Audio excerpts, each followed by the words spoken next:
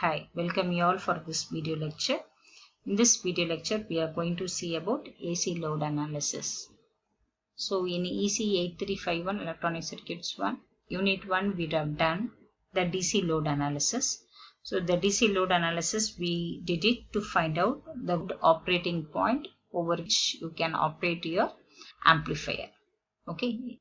So by doing this AC load analysis, we are going to find out what is the maximum undistorted output voltage swing you can achieve. Okay, so for a given input signal, what is the maximum undistorted output signal you could be able to achieve? So here the objective of this video lecture, we are going to introduce the concept of how to plot your AC load line and to calculate the maximum symmetrical swing at your output terminal. Now, how to carry out your AC load analysis? Okay, so to carry out your AC load analysis, first step we have to draw the AC equivalent circuit. So we know that we can draw the AC equivalent circuit by shorting your coupling capacitors as well as your bypassing capacitors, and then we have to remove the DC supply which is been given to your amplifiers. So removing that, we can draw the AC equivalent circuit. Then to the output loop, we'll apply KVL and we get the relationship between your collector current and collector emitter voltage. Okay, to understand how to obtain a AC load analysis, let me take a simple example. So here you could see that at the emitter terminal we have got RE resistor as well as RE1 resistor. This RE resistor, it has got no bypassing capacitor, but RE1 resistor, it has been connected with your bypassing capacitors. Okay, so this is your voltage divider or your self bias circuit, but at the emitter alone we have some modification. Okay, so now we do the DC analysis for your output terminal. So DC analysis, we know that your AC signal will be removed and your coupling or your bypassing capacitors will be placed by your open circuit. Okay, so now when we write your KVL equation, so VCC is the supply, okay, and the drop that occurs, or it is IC times RC will be the drop that is occurring in this resistor. Then in your collector emitter terminal, it is the VCE voltage that will be dropped, and in your emitter terminal, since this bypassing capacitor is now open circuit, so at the emitter we have got now two resistors, that is RE and RE1. So it is IE times it is RE plus RE1. Okay, so we have written the KVL equation. Now we can make the assumption that IC is equal to IE because IB is going to be very, very small. So now rewriting this equation, we can now we have arrived that your VC is equal to, it is VCC minus IC times it is RC plus RE plus RE1. So we got the relationship between your VCE and IC. Okay, so when we have the relationship between VC and IC, we know that we can plot your DC load line. Okay, and we can find out the slope of your DC load line, which is nothing but the ratio of your, or it is your small change in your collector current to your collector emitter voltage. So which is given as minus 1 by RC plus RE plus RE1. So next we have to draw the AC equivalent circuit. So we know the procedure for the AC equivalent circuit. The coupling capacitors should be short circuited as well as your bypassing capacitor should be short circuited, and your DC supply is being removed. Okay, so as soon as your bypassing capacitor acts like a short circuit, this RE has got no role to play in this circuit. So it is as if like this is your RE resistor directly being connected to the ground. Okay, so when we write the KVL equation to the output flow, so it is your ICRC will be the drop, then your collector to emitter voltage, your VCE will be a drop, then IERE will be a drop, and the raise, there's no raise, so it is equal to 0. Okay, and we can say that your IC is approximately is equal to IE because IB is going to be small. So therefore we can have the AC slope line or your AC line equation. Okay, this will be your AC load line equation. Your VC plus IC times it is RC plus RE is equal to 0. From this we can get your slope of your AC load line, which is minus 1 by RC plus RE. now.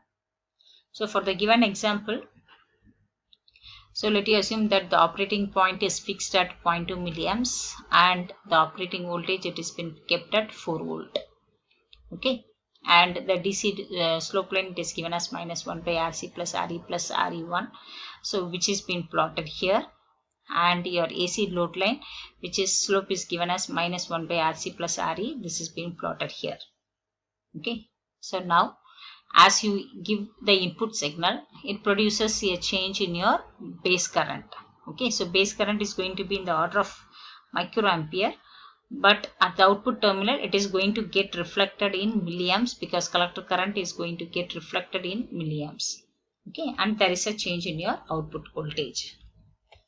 So let you assume that even when there is no input signal, the collector current is going to remain at 0.2 milliamps, because this is your operating current.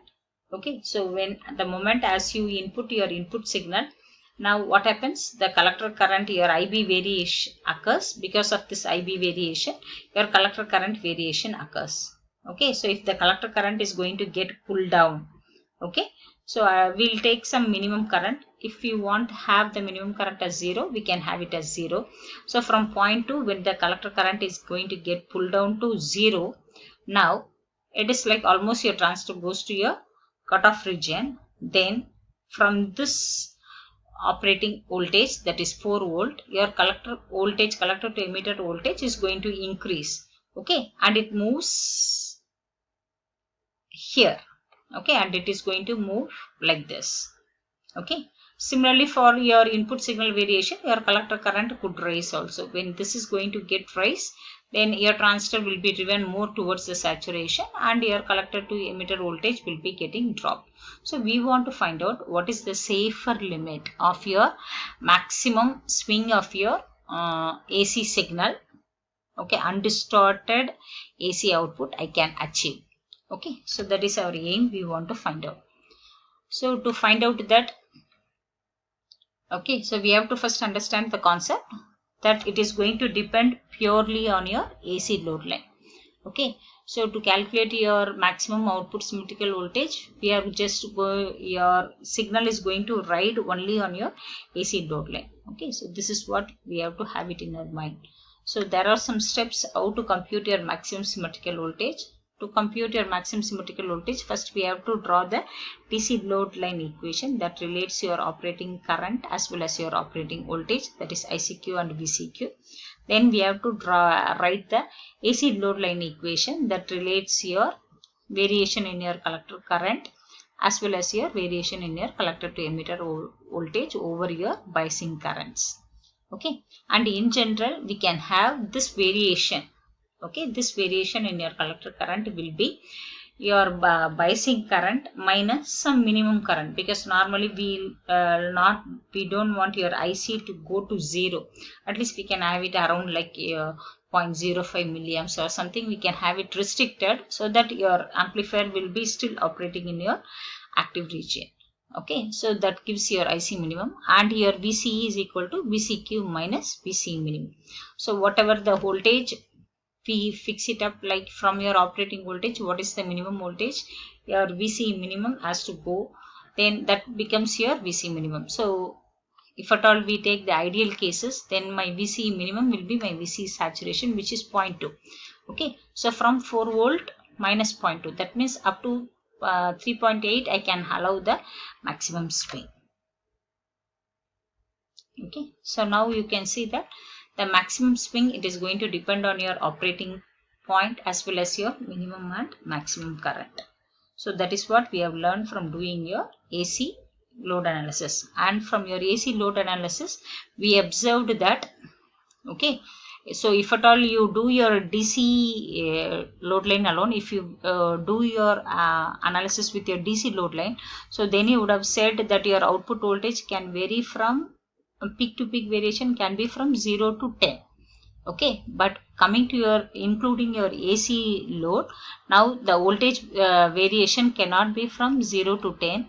Okay, it is going to be within a restricted limit from here to here. Okay, so that is some limit that depends on your RC value. Okay, so here I can say that the collector current is going to drop from, or the collector current can have the maximum swing of 0.4, because from here it can go down to 0, from here to maximum here.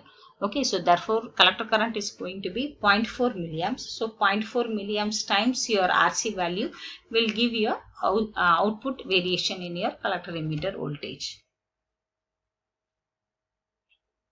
Okay, so for this video lecture, I used Donald A. Niemann, Electronic Circuits, Analysis and Design, and Robert Boylestad and Louis Naski, Electronic Devices and Circuit Theory.